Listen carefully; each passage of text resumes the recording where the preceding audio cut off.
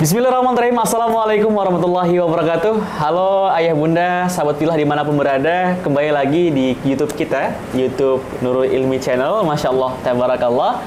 Dengan saya Muhammad Nihutawsadi, insya Allah akan bersamai teman-teman sahabat Pilah dimanapun berada selama 30-1 jam ke depan bersama orang keren. Masya Allah. Nah teman-teman sekalian sahabat Pilah, kali ini kita kedatangan tamu ya, alumni Pondok Pesantren Nurul Ilmi Bojonggede Bogor juga. Mungkin teman-teman pernah ngelihat juga di beberapa video YouTube ya yang sudah ditayangkan oleh tim multimedia. Kalau misalnya kita coba kembali ya mengingat, beliau ini orang udah kelewatan mumtaz, Masya Allah ya, hafal 30 juz Quran.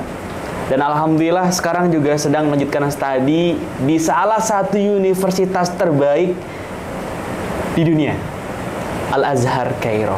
Bersama kita Ustadz Rizky Abdillah. Assalamualaikum Ustadz. Waalaikumsalam. Masya Allah, tabarakallah. Sehat ya? Alhamdulillah. Alhamdulillah. Nah sahabat Pilah dimanapun berada, alhamdulillah kita sudah bersama Ustadz Rizky Abdillah. Lagi liburan Ustadz ya? Iya lagi. Alhamdulillah. Nah kesempatan banget ini buat kita ya, orang-orang dalam ya, ngundang orang keren ya buat ngisi podcast kita hari ini. Oke, Ustadz, Masya Allah. Mungkin kita lebih santai aja ya, santai-santai aja. Karena baru berapa hari nih datang sampai di Indonesia tuh hari apa? Sampai di Indonesia itu Minggu malam Senin. Minggu malam Senin. Ya. Ini dalam rangka liburan kah atau bagaimana nih? Dalam rangka liburan. Liburan, Masya Allah. Jadi liburan, nyempatin ke Nurul Ilmi berapa lama? 3 bulan. 3 bulan? Buat menyenangkan dahaga para penonton sekalian. Masya Allah. Keprok atuh. Oke, ya sahabat Pilah, seperti biasa, kalau misalnya kita kedatangan tamu, pasti banyak banget yang bakal kita kulitin nih. Ya, salah satunya kita bakal tanya-tanya nih Ustadz, terkait bagaimana sih kok bisa seorang santri keluar negeri, jauh lagi ya, di Al-Azhar itu di Mesir ya. Padahal ya kalau misal dilihat-lihat kayaknya nggak mungkin. Nah mungkin boleh Ustadz diceritakan bagaimana sih awalnya kok bisa sejauh itu dan sampai detik ini, Masya Allah nih udah 1 tahun ya? 1 tahun Iya, ya? 1 tahun setengah. Oke, fadhol Ustadz, silakan. Kalau mau dibilang ya, nggak ada yang nggak mungkin. Ya, mungkin bisa dibilang berawal dari kecintaan. Oke. Berawal dari dengar nama Al-Azhar, dengar dari orang. Penasaran itu. Waktu itu dengar nama Al-Azhar itu bukan dengar buat pertama kali ya, lebih ke dengar dan kenal nama Al-Azhar itu sejak kelas 11 berarti. Sejak kelas 11. Nah, mulai saat itu yang tadinya sebenarnya ana udah condong ke beberapa universitas lain gitu kan. Tapi ternyata wah, Al-Azhar itu begini nih, wasatiyah, terus juga moderat lah, pokoknya moderatisme Islamnya itu kuat, dan tradisi turosnya itu, tradisi Islamnya itu kuat banget, selalu dijaga. Bahkan bisa dibilang Al-Azhar itu sebagai penjaga turosnya Islam. Oke, berarti Gitu. Secara garis besarnya antum tertarik karena memang sudah jadi salah satu list universitas yang bakal ditempatin gitu ya, bakal Iya. belajar di sana ya. Iya, betul. Masya Allah, teman-teman sobat Pilah ini keren banget ya. Jadi ada motivasi bahwa kalau kita punya tujuan, tapi sorry Sat, antum boleh jawab, boleh enggak. Ada nggak sih universitas lain selain Azhar yang antum sempat daftar, tapi bukan di Indonesia? Sebenarnya waktu itu sempat mau daftar sih ya, lebih tepatnya mau daftar karena emang belum ada yang daftar sama sekali selain di Al-Azhar. Waktu itu sempat mau daftar dan benar-benar udah nyiapin berkas buat Madinah, terus juga Al-Qasimiyah di Uni Emirat gitu. Tapi karena waktu itu mungkin agak mepet juga dengan penutupan pendaftaran kedua universitas tadi, dan kebetulan juga udah lolos tes Al-Azhar juga, Alhamdulillah. jadi ya udah. Oke, berarti kalau dihitung-hitung Al-Azhar ini list keberapa nih? Universitas yang di list keberapa nih untuk benar-benar bisa target kita chief masuk ke sana? Kalau terhitung sejak lulus mungkin memang Al-Azhar itu yang pertama. Wah, teratas. keren, mantap. Oke. Nah, sahabat Villa, mungkin sedikit kita flashback Ustadz ya. Ustadz Rizky Abdillah ini dulu, angkatan berapa Ustadz? Angkatan 5. Angkatan 5. Saya angkatan kedua, beliau angkatan kelima, berarti 3 tahun. Ya, emang dari awal tuh udah kelihatan mumtaz, masya Allah ya. Jadi kalau orang-orang baru ngafal 1 juz, beliau udah 10 juz.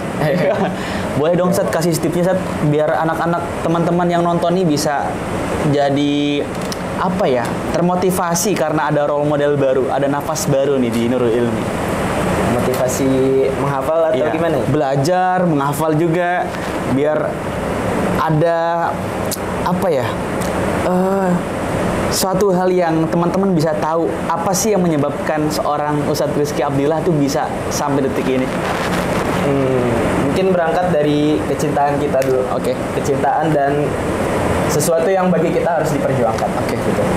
Karena kebanyakan santri, bahkan kebanyakan siswa di luar juga, itu ketika mau belajar itu bingung.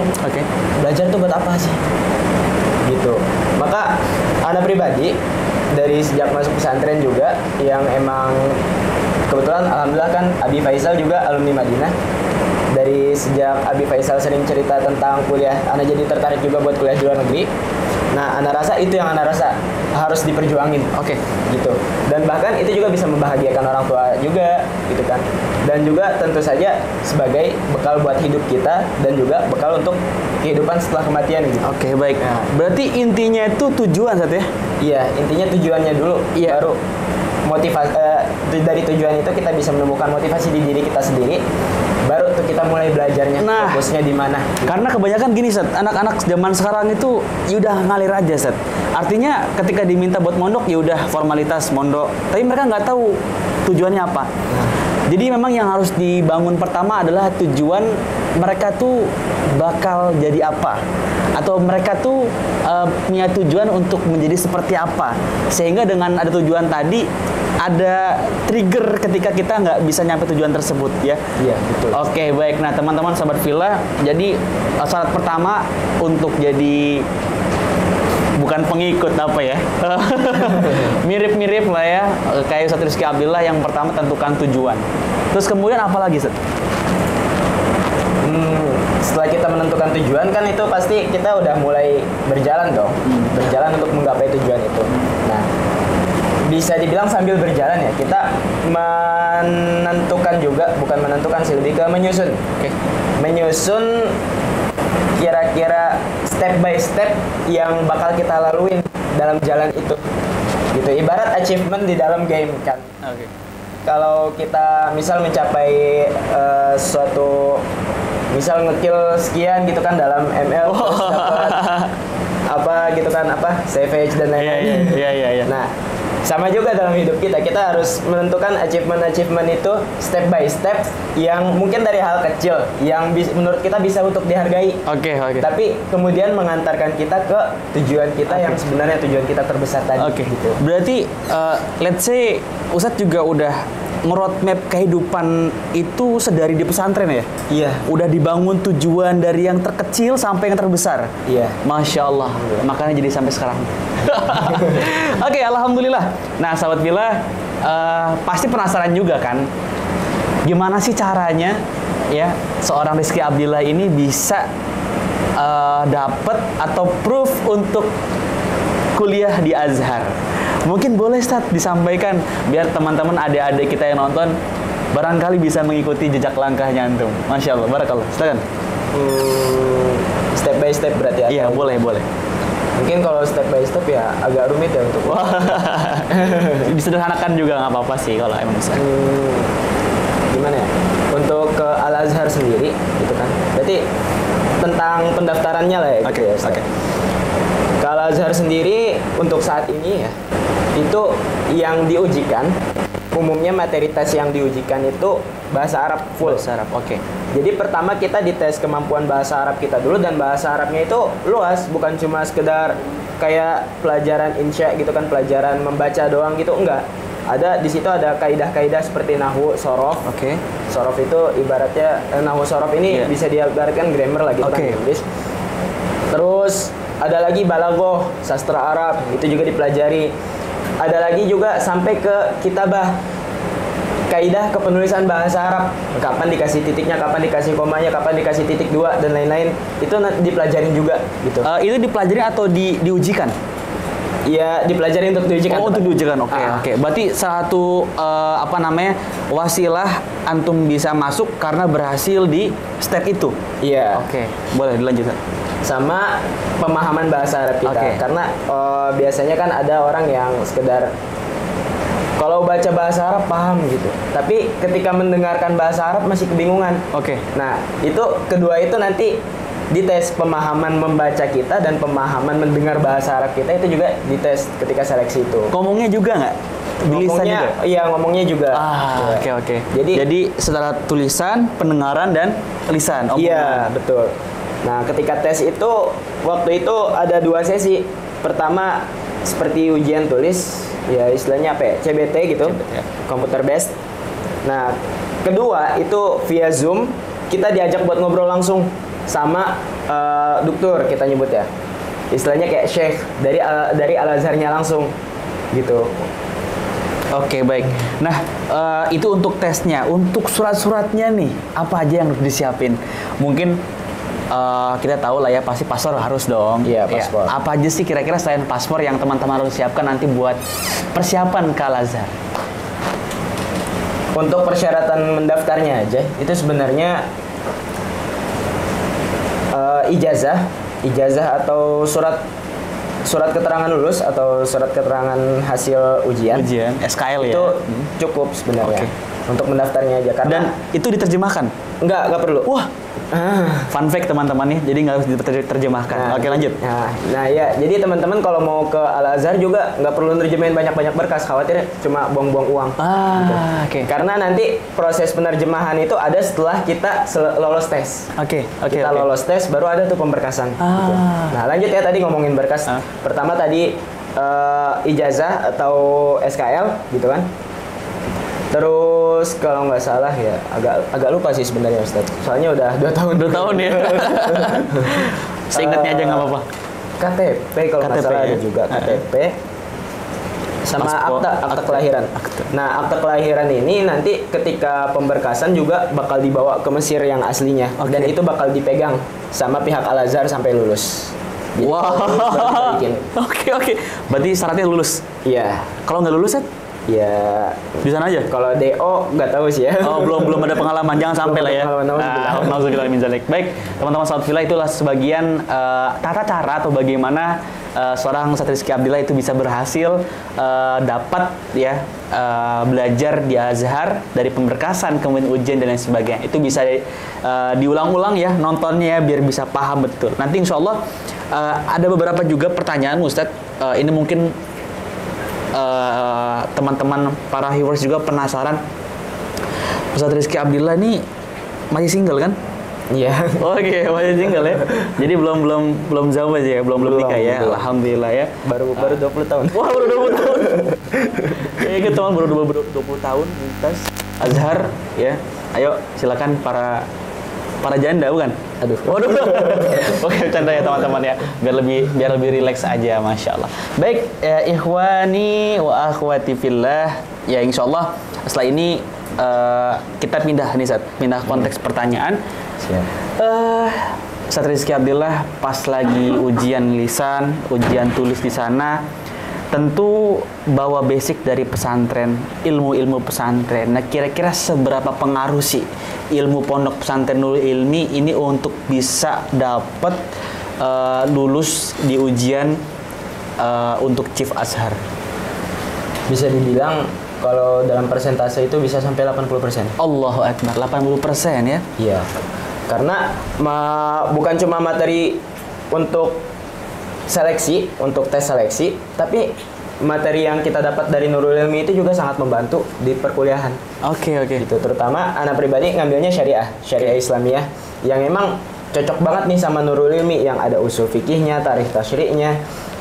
Fikihnya juga pakai fikih Syafi'i yang kita pakai banyak kitab juga. Iya. Jadi ya alhamdulillah dari kurikulum Nurul Ilmi ini selain terbantu buat tes, terbantu juga buat ya di tingkat-tingkat awal inilah, tingkat-tingkat awal kuliah gitu. Oke. Ya, saya merinding ya teman-teman ya ngelihat atau mendengar Ustaz Rizky Abdillah bilang 80% itu persentase yang cukup tinggi ya. Karena mengingat Azhar itu ya cukup sulit Ustaz ya kalau misal dibilang untuk bisa keterima di sana kalau emang belum punya dasar sama sekali. Iya. Betul. Sehingga apa yang disampaikan Ustaz Rizky Abdillah ini terkait persentase akibat atau asbab beliau belajar di Nurul Ilmi itu yang bisa menyebabkan ya alhamdulillah bisa sampai sejauh ini. Ya. Nah, ikhwani fillah rahimakumullah, sedikit mungkin menyampaikan juga bahwa Pondok Pesantren Nurul Ilmi Bojonggede Bogor ini adalah pondok pesantren yang memiliki kurikulum yang cukup menarik. Ya, di sana ada tahfiznya juga Ustaz ya. Iya. Ada tahfidz baca kitab uniknya juga. Kemudian ada juga di sana yang namanya bahasa Arab dan bahasa Inggris dan itu sangat diperlukan sekali kalau kita sekolah di luar negeri. Ya, betul. Alhamdulillah. Baik, selanjutnya nih Ustaz, kira-kira ada nggak sih Ustaz pesan untuk para adik-adik kita atau untuk para penonton, para ya pembelajar lah ya? Iya. Kira-kira ada nggak pesan untuk mereka agar ya setidaknya kalau nggak bisa jadi pemuda yang memiliki banyak prestasi, dialah pemuda yang bermanfaat. Mungkin barangkali antum ada yang ingin disampaikan perihal pesan ini. Kalau soal jadi pemuda yang bermanfaat ya, ini motivasi dari apa ya? Mungkin dari hadis juga ya, khairun nasi ahsanuhum khuluqan wa anfa'uhum linnas. Itu hadis atau mahfuz atau apa? Oke. Iya. Itu jelas berarti kan sebaik-baik manusia itu adalah yang Bermanfaat. ahsanuhum khuluqan, yang paling baik akhlaknya, dan wa anfa'uhum linnas, dan paling bermanfaat untuk manusia. Ya, mungkin motivasi utama ana buat menjadi bermanfaat ya begitu. Oke.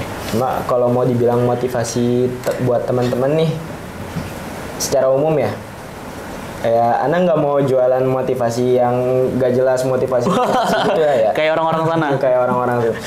Cuma yang suka ke apa ya, yang mungkin sering ditangkap dari teman-teman yang lihat influencer dan lain-lain yang emang wah dia itu hebat. Pendidikannya tinggi atau pokoknya dia sukses lah gitu. Kita suka ngelihat suksesnya doang, tapi kita nggak tahu perjuangan di balik itu. Prosesnya juga. Prosesnya itu. Insyaallah. Ya. Padahal di balik semua itu ada proses yang berdarah-darah. Oh, teman-teman. nice. Jadi ya jangan cuma dikagum-kagumi, tapi kita usahakan kita bisa berdiri di samping dia. Oke. Catat ya teman-teman, jadiin status SW ya. Nah, sebenarnya ini bukan closing statement Sat ya. Karena mengingat bahwasanya hari ini khususnya untuk Indonesia banyak sekali pemuda-pemuda yang mereka, sekali lagi tadi di awal saya sampaikan, mereka sekolah hanya untuk formalitas. Mereka sekolah hanya untuk memenuhi hasrat orang tuanya. Mereka sekolah hanya untuk ketemu teman baru. Mereka sekolah hanya untuk ya udah. Ya dengan saya sekolah, saya ada kegiatan. Sehingga pada akhirnya lulusan, ya memang nggak semuanya, ya lulusan daripada sekolah-sekolah itu terkadang tidak sesuai dengan harapan atau sesuai dengan apa yang diharapkan oleh kedua orang tuanya. Ya tadi karena tidak ada tujuan tadi. Iya. Baik. Nah kemudian masih ada sangkut pautnya tentang Al-Azhar nih Sat, ya. Ada nggak Sat rasa capek, lelah ketika belajar di sana? Mengingatkan pelajaran banyak banget tuh ya. Saya ingat sekali teman-teman saya yang sudah jadi alumni Azhar itu nggak cukup 3,5 tahun, yang kayak orang di Indonesia itu 3,5 tahun tuh bisa. Iya. Nah ini gimana? Pernah nggak sih capek? Dan gimana sih cara ngatasin capek kalau emang bener pernah capek gitu? Biar jadi motivasi juga buat kita mungkin barangkali. Kalau mau dibilang capek ya, mungkin ada cerita capeknya dulu. Di Al-Azhar, Anda ngambil kuliah Syariah Islamiyah. Yang mana kuliah Syariah Islamiyah ini dalam setahun itu ada 13 matkul istilahnya, 13 matkul yang diujikan. totalnya ya dari semester 1 sama semester 2 gitu. Jadi kita kan bisa dibilang per firqah, per tingkat gitu. Tingkat 1, tingkat 2, tingkat 3, tingkat 4. Kayak kelas lah gitu ya. Nah, dalam 2 semester pertama ini ada 13 maddah, 13 matkul yang mayoritasnya, mungkin 10-nya bisa dibilang itu kitabnya aja setebal 300 sampai 400 halaman. Allah. Capek, berat jelas. Apalagi ketika diujikan itu semuanya keluar, yang satu matkul sampai 300-400 halaman itu semuanya keluar. Nah, itu apa ya, keadaan paling terberatnya di situ. Apalagi kalau sampai kita nggak nyimak kuliah gitu kan. Nah, itu berat banget. Ya, Masya Allah, tabarakallah ya. Jadi memang berat sekali, cuman itu semua dijalani ya Ustaz ya? Iya. Ya kita doakan mudah-mudahan Ustaz Rizky Abdillah ini bisa bertahan sampai lulus. Ya. Amin. Kalau nggak salah ada niat juga lanjut S2, S3 di sana? Iya. Masya Allah, amin, kita doakan mudah-mudahan bisa ya. Baik, Ustaz Rizky, ada pertanyaan terakhir nih Ustaz dari teman-teman sekalian. Apa sih Ustaz harapan atau apa ya, lebih tepatnya tujuan besar antum nih sampai jauh-jauh ke Al-Azhar itu untuk apa sih Ustaz? Kadang-kadang orang kan bertanya-tanya, apa sih jauh-jauh sekolah, orang Indonesia juga, di Indonesia juga banyak ya yang lebih bagus mungkin menurut mereka. Ya, mungkin boleh Ustaz disampaikan apa sih tujuan besar antum belajar jauh-jauh ke sana itu? Tujuannya ya, mungkin pertama ya yang Anda bilang di awal, karena ada motivasi sendiri buat ke Al-Azhar itu kan dari moderatismenya, pokoknya fikrohnya itu yang menggambarkan Islam yang moderat dan berkemajuan, tuan. Dan di samping itu, Anda juga mengamalkan perkataan Imam Syafi'i dan perkataan imam-imam yang ya bisa dibilang ulama-ulama Islam yang hebat lah pada zamannya. Mereka semua mengambil faidah dari safar. Insyaallah. Jadi ketika kita jauh, ketika kita bersafar pergi ke tempat yang jauh, itu bukan cuma ilmu yang didapat, tapi memang pengalaman yang sangat berharga gitu. Terus juga dari situ kita bisa berlatih bukan gimana istilahnya, berlatih untuk hidup lah. Gitu. Mandiri lah ya, jadi hidupnya mandiri dan bersosial. Banyak lagi dan mungkin kurang bisa dijelasin secara spesifik. Oke, baik. Masya Allah, tabarakallah. Ya, ini Ustaz Rizky Abdillah orang ketiga yang insya Allah ya nggak kalah kerennya dengan para teman-teman yang awalun. Ustaz Tubagus Badrus Salam, kemudian ada Ustaz Aska yang di Yaman. Masya Allah, insya Allah ya teman-teman yang nonton ini atau mungkin teman-teman yang hadir pada podcast ini, ya Allah berikan kesempatan yang sama, walaupun bukan di Azhar, di universitas terbaik, insya Allah ya Ustaz ya. Insya Allah. Baik, ya mungkin terakhir Ustaz, ini paling terakhir banget, sambil closing statement nanti ya. Nanti antum setelah lulus dari Azhar ada niat buat khidmah nggak di sini? Dan mungkin terakhir closing statement-nya, silahkan. Khidmah di Nurul Ilmi ya pasti ada gitu, karena itu juga bentuk kita memperoleh keberkahan ilmu gitu, kita memanfaatkan ilmu kita di sini gitu. Dan untuk closing statement buat teman-teman yang mungkin masih kebingungan dengan tujuannya, itu gak apa-apa banget, tapi bukan berarti harus dibiarin. Ya. Nah, mungkin teman-teman yang kebingungan ini ada rasa keberatan juga dalam hatinya. Oh, kayaknya hidup tuh berat banget gitu ya, barangkali ya. Ya, jangan jangan dipendam sendiri dan mulai diselesaikan. Karena masalah kita itu ketika sekalinya ke distract sama satu masalah, kita malah muter-muter aja gitu, jadi nggak selesai-selesai. Sama halnya kayak yang tadi Ana bilang soal beratnya dalam kuliah. yang 300 halaman itu satu matkul. Ya kalau nggak anak cicil dari awal gitu kan dengan mengikuti kuliah, pusing dengan membaca juga ya? buku, itu kan pusing. Ya, kalau kita pusing-pusingin terus tanpa beraksi, nggak selesai-selesai. Iya, betul, betul. Dan ada kalanya kita juga harus mencurahkan pikiran kita Iya. ke tempat yang benar. Iya. Masya Allah, tabarakallah. Sahabat Filah dimanapun berada, alhamdulillah ini sudah masuk ke sesi terakhir. Kalau dilihat-lihat, saya sering kali menyampaikan juga kepada santri-santri Ustadz, bahwasanya selesaikan apa yang sudah kita mulai. Iya. Terkadang ujian itu akan terus datang dan pasti akan Allah berikan kepada orang-orang yang sudah Allah pandang pantas untuk mendapatkan ujian tersebut.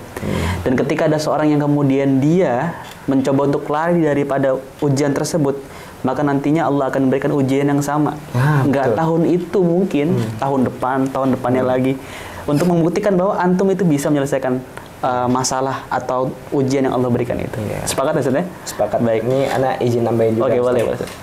Kalau kata nyai kita ya, Umi Tuti Dahlia, kenapa sih hidup kita tuh kayak rasanya berat, penuh ujian? Ya karena emang hidup itu untuk itu. Ya. Alladzi khalaqal mauta wal hayata liyabluwakum.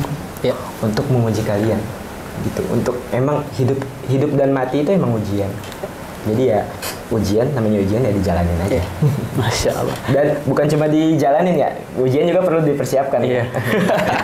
Gak ujuk-ujuk ya. Gak ujuk-ujuk. Kelas, mantap.